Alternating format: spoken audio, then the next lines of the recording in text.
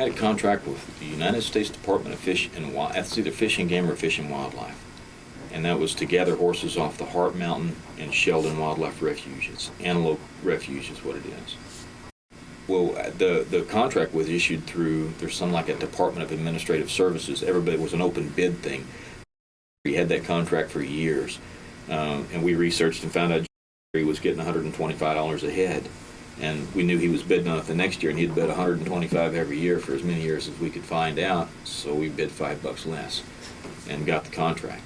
But the place was trapped out, and this is when you hear the amount of horses we caught. It's gonna, they wouldn't let us use helicopters. We couldn't use the shotguns on the reservation. We could shotgun these horses to keep them from turning out of the wing, and we did. We'd shoot them right out of the helicopter. We'd shoot them with dart guns. And in fact, we killed a couple in the pen with a dart gun, trying to figure out the right dosage. And but they lay down, and you wait for them for the drug to wear off, and you get up, and some of them didn't get back up. So you would tranquilize them with dart guns? The Secostrum. We got the veterinarian said it was elephant tranquilizer, but it was called Secostrum with an S. We got it from a Rio Doce, New Mexico vet. I don't even remember his name. I'm sure he wasn't supposed to give it to us, but BIA's furnished us with a dart gun. And we drove around at night spotlighting these horses, and we'd shoot them. And the problem we ran into with the dart deal is you shoot them in the ass with that dart. It had a barb on like a fish hook, and the thing was big as a cigar. It hit them in the ass, and they'd take off and run through that brush. And by the time you caught, they'd run 20 minutes before they'd fall down. By the time you're caught up to them, them wild horses can track out across that desert. By the time you get a saddle horse to where they got and get them found, it's wore off, and if they going off, they run. But the bad thing about it is that dart's got a barb on it, and it ain't coming out if somebody don't pull it out. So, and the barb, it's a dart about that long, big around is probably, the dart's probably as big around as my finger, but the piece that sticks in them is twice, 3 times as well, about as big as a stick match, kitchen stick match. So they'd run around with that thing hanging out of them until if we caught them with a helicopter, of course, we'd jerk it out of them, but for the most part, they didn't get caught. And that deal, like I said, we caught somewhere between 400 and 500 head on that deal. Most of them we just run, we chased them with horses, and we'd use horses on every gather, for the prather horses or maybe just scout them, but the helicopter did the bulk of the work. The sick horses are mixed in with the healthy ones, the studs with the mares. I had a pen full, must have been 35 head of horses that I bought at the sale yard. And I was feeding them at the pen, and I went to Warm Springs and trapped a bunch of wild horses, or bought a bunch of wild horses. I don't remember if I helped them catch them or not, off the reservation. And when I brought them home, dumped them in the pen, I'm trying to top off the load, and I noticed a couple of these Indian horses got distemper bad. They're showing the strangles is another term for it, but it's distemper in the horse world. But snotty nose and the cough. Well, what usually follows that is they'll swell up on their jaw, not golf ball size, maybe even tennis ball size knot, and it'll bust and drain, and the horse is over it. Then he comes on the mend. These horses had some really weird strand of this stuff, and their muzzles swelled way up, and their eyes were bugged out of their head, and they'll stick their muzzle down in the trough in that cool water and blow through their nose and just bubble the water in that trough, trying to cool their head off. The fever was intense. I called the vet out to come look at them because I couldn't ship them. I didn't care about it, to be honest with you. I didn't care about the condition of the horse. Brand inspector I knew wasn't going to let me ship them. And the vet come out, and he looked them over, and he says, I don't know, it's strangles, but I ain't never seen nothing like this. And every time he'd stick that thermometer up one of them horses' butts, it was costing me $40-50. And called Great Western Meat, and I told him, says, hey, I'm dying on the vine here. I got horses shrinking left and right, and this strangles or distemper or Indian, whatever it is spread through, and them gentle horses from the sale yards starting to cough and hack, and the muzzles starting to swell up. I don't know how many of them horses I shot. They got so bad they laid down in the corral, and I had an old Captain Ball 36 caliber Captain Ball pistol. We kept up on the dash of the stock pickup, so if we ever had to pop one, and I did, I had to kill several of them because they weren't coming out of it.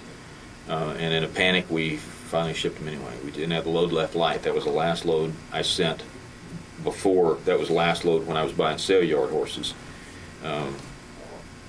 the sale yard, when I called him to ask him what to do, he said, just pump them full of penicillin. He said, you don't need the vet to help you kill them. You can do that on your own. Pump full of penicillin, get them on the truck, get them out of here. And that's what we did. We run them through that little chute there, and we just, must have given them 60, 80 cc's of either Combotic or penicillin G, and stuffed them on the truck, and out they went. And then those trucks run in there all days of the week, all hours of the night. There's just no way of telling exactly what time that truck's going to get there. And it's my belief that these guys don't weigh them horses. They don't water them horses until they weigh them, because the shrink is to make up for the dehydration and stuff. So I can't see the slaughterhouse watering these horses to let them gain that 9% back until after they're weighed. And if they get there after the weighmaster's left, them horses, in my opinion, are going to stand in that corral until they're weighed. And that may be another day added on to the however many hours, and it's 1,700 miles, just 1,675 miles, whatever that is. I don't know how a guy can do it any less than 36 hours, and in 36 hours it's going to have to be a team. I just don't. That's a long way. Then you add the time they stand in a feedlot to wait to get weighed before they're watered to that, and no telling how long the horses go without water. And in the heat, in the in 100-degree heat, that trailer's going to be hotter than that, and then with all the body heat of them horses, it'd be a real scorcher. Then pleasure horses mixed in with all the other horses in the feedlot. You bring these horses in that maybe you bought them out of the newspaper, and God knows what story you've told them to get the horse bought, because if they had any sense, they'd be taking the horse to the sale. And so these people they're not experienced traders, so it's like a car lot. You're going to take advantage of them. You're going to buy that trade in as cheap as you can. And these people may think you're going to, are you going to kill him? Well, I trade some horses, the good horses I find homes for. And you tell them, I don't think I ever told them, no, I'm not going to, but I made it sure sound like I'd try to find a different place to go with them. I did buck a few horses if he was rank and they were scared of him, if they didn't want him killed or whatever. But the horses went to slaughterhouse. Brood mares, or bred mares, these wild horses that I was bringing in, also the mares you buy at the sale yard. When you buy a mare at the sale yard, you had to be careful, because the plant would dock you for every piggy mare that come in there, and they call it piggy mare is when that's bred and she's far enough along that when they gut her out on the keel floor, that colt splats out on the floor, they ding you for $100, just like that. So you had to watch buying them.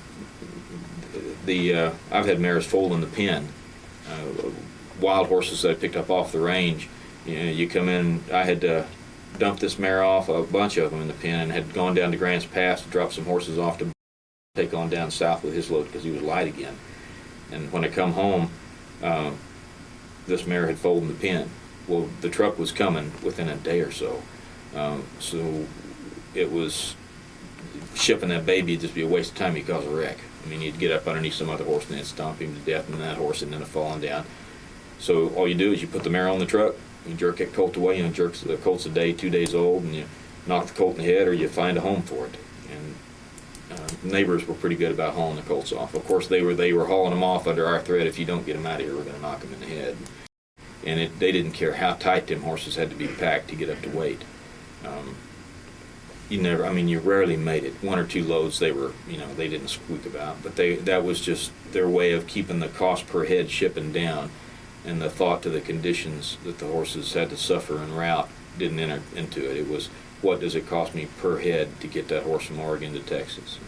I think I had one truck roll out of Warm Spring, out of a Mascalero. I can't remember, but there was a lot of horses on it. I wouldn't be surprised there was 80 head of horses on there. But they was colts, they was babies, and them Indian horses wasn't big to begin with. And where you drop the bottom deck in the back, the 2 little wings that come up to funnel the horses down in there, one of them was busted. So when it's folded up, there's this jagged edge sticking up, but it's along the side of the trailer. Knew it was there, knew it was going to cut a horse eventually, and it did. We were in Washington, and a horse got his leg over in between that and laid him open from hock to knee, and he's just squirting blood.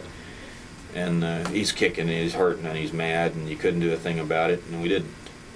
He got down, we'd hot shot him up and hit the road again. I don't know, he didn't die to my knowledge. He might have been one of them dead horses I got back, but that's just because this thing is so close to the bone. I know of 3 different outfits that have tried to make a go of it up there, and none of them. Cavell West was the last. Before that it was HGS. There was somebody in there between HGS and then before that it was Oreo. So several different guys have tried that, and that's right in the heart of kill country, and there horse country, and there isn't another slaughterhouse for a long ways. So if they're having trouble doing it, and then they're an experienced outfit. The Cavell East, there's a plant in Chicago. So I don't think it's just me, and I don't think there's enough money. If there's enough money in it, there'd be more people in it. With these horses, that some of them, interesting you brought that up, some of these horses would shrink just like an ice cube in August. And hundreds of pounds. Oh, Hundreds in your of pounds. pen, you could watch From them. stress. Yeah, and what they were somebody's horse. A pet. That they'd been kept in a cedar shaven stall and get that grain 2-3 times a day, and somebody currying them and pulling their tail, and they may not have ever even had contact with another horse, much less something that I just drug in off the Indian reservation. That's its idea of life is to kick a mare to the ground so she'll stand to let him breed her, and then put her in a pen with them kind of horses is kind of a culture shock. My partner had an Appaloosa horse that he had broke, and he disliked this horse a bunch. It was a good gelding. We were short, and the yard was on us hard about being short. Bob had used that horse to gather in the corral. He was so detached and desensitized, he jerked his saddle off his horse and threw him in that trailer. Bucking heads to make the Put load. him to top the load off. We all stood and shook our head. I don't know. I could have done that or not. I mean, that's pretty cold. Yeah. Pretty cold. Pretty cold. No, bucking them horses are billies. They broke legs on mares out there. These ain't bucking horses. You're trying them. They'll run out across there and hit the wall and snap a leg, and now you got a dead one. It's just in it's all for one reason, and that's the dog. So common practice, strangles. Common practice, broken legs. Injured horses, Injured sick horses, sick horses, blind horses, old horses, stallions, all mixed together. All mixed together. You try to keep the studs off just for the driver's sake. You try to keep the studs pinned separate. But if you got 8 studs, how are you going to separate them? Yeah. You not. No And when place to they're go. trapping in wild horses, there ain't many geldings running loose on an Indian reservation. They're studs or mares. Right. And the cheap horses are studs. It's the ones that are 3 or 4 years old that somebody, maybe they grew in their pasture, but they don't know nothing about them, so they didn't do nothing with them, and they come through the sale. Nobody else wants them, so the slaughter buyer gets them, and they get mixed in with the pen with the good horses. How many thoroughbreds did you shoot? Lots of them. What was the proportion? And this is interesting too, because in Oregon, not big racing country like we are here, but even in a non-racing industry, what do you think your proportion of thoroughbreds to the rest of the Thoroughbred horses were by far the largest number. I mean, I wouldn't, maybe not by far, but they were the biggest number. There was more thoroughbreds on the truck than anything. It would be a real stretch of anyone's imagination to say it was humane, that the handling and the transport of these horses was humane.